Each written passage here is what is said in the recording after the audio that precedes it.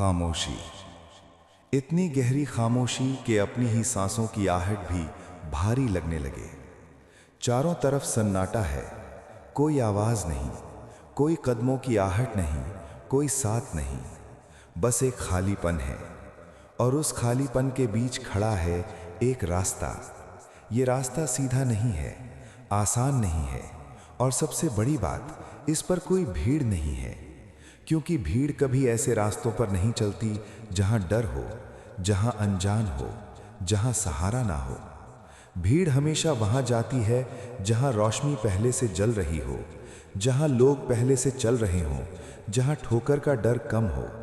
लेकिन जहां अंधेरा होता है, जहां हर कदम पर अनिश्चितता होती है, वहां कोई नहीं होता।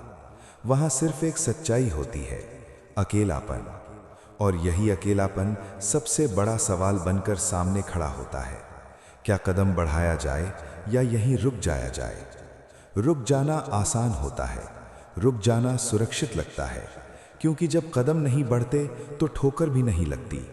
लेकिन रुक जाना धीरे धीरे आदत बन जाता है, और यही आदत इंसान को वहीं का वहीं रोक देती है। एक समय आता है जब यह समझ आने लगता है कि इंतज़ार करने से कुछ नहीं बदलेगा। कोई साथ देने नहीं आएगा, कोई हाथ पकड़ने नहीं आएगा, कोई ये कहने नहीं आएगा कि चलो मैं साथ हूँ। तभी भीतर कहीं एक हल्की सी आवाज़ उठती है, अगर कोई नहीं है तो क्या कदम रुक जाने चाहिए? क्या रास्ता इसलिए छोड़ दिया जाए क्योंकि उस पर भीड़ नहीं है? और उसी पल एक निर्णय जन्म लेता है, छोटा सा निर्णय लेकिन बहुत गहरा। चलना है।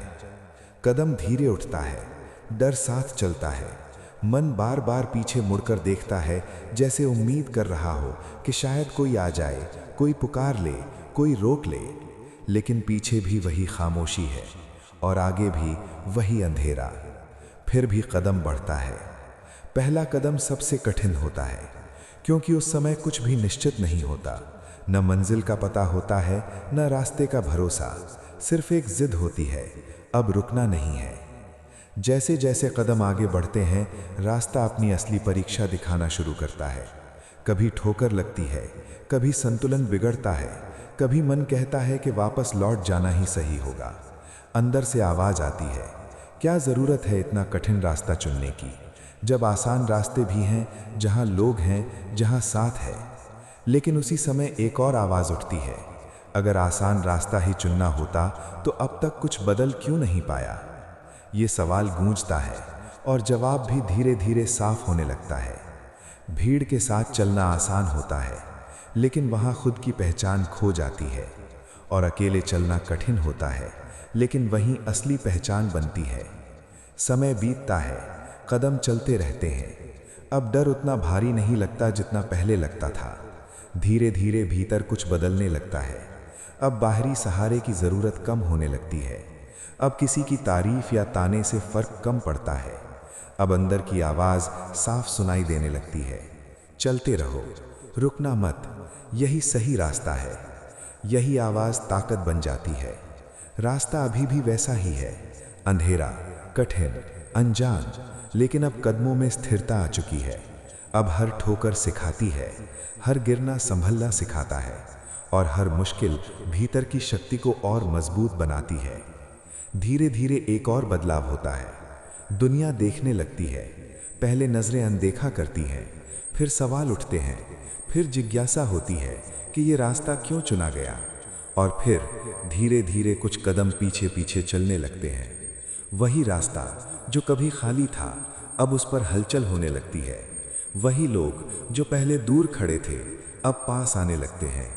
क्योंकि एक सच्चाई है, भीड़ हमेशा उसी के पीछे चलती है जो अकेले चलने की हिम्मत करता है। भीड़ को दिशा चाहिए होती है, और दिशा वही देता है जो बिना सहारे के भी आगे बढ़ता है। अब रास्ता वैसा नहीं लगता जैसा शुरुआत में लगता था, लेकिन एक बात नहीं बदलती, अब भी कदम रुकते नहीं, क्योंकि अब चलना आदत बन चुका है और रुकना अब संभव नहीं रहा। अब समझ आ चुका है कि ताकत साथ में नहीं, ताकत अपने भीतर होती है। साथ मिलना अच्छा होता है, लेकिन साथ के बिना भी चलना आना चाहिए, क्योंकि जब तक अकेले चलना नहीं आता तब तक कोई भी साथ टिकता नहीं। और जब अकेले चलना आ जाता है तो साथ अपने आप जुड़ने लगता है। आखिर में मंजिल मिलती है या नहीं, ये उतना महत्वपूर्ण नहीं रह जाता, क्योंकि सफ़र ही इतना बदल चुका होता है कि मंजिल की अहमियत कम हो जाती है। सबसे बड़ी जीत ये होती है कि जब कोई साथ नहीं था तब भी कदम रुके नहीं, जब अंधेरा था तब भी रास्ता छोड़ा नहीं गया। और यही सच्चाई सबसे गहरी होती है। रास्ते कभी भीड़ से नहीं बनते, रास्ते कदमों से बनते हैं, और जो कदम अकेले उठते हैं वही आगे चलकर हजारों के लिए रास्ता बन जाते हैं।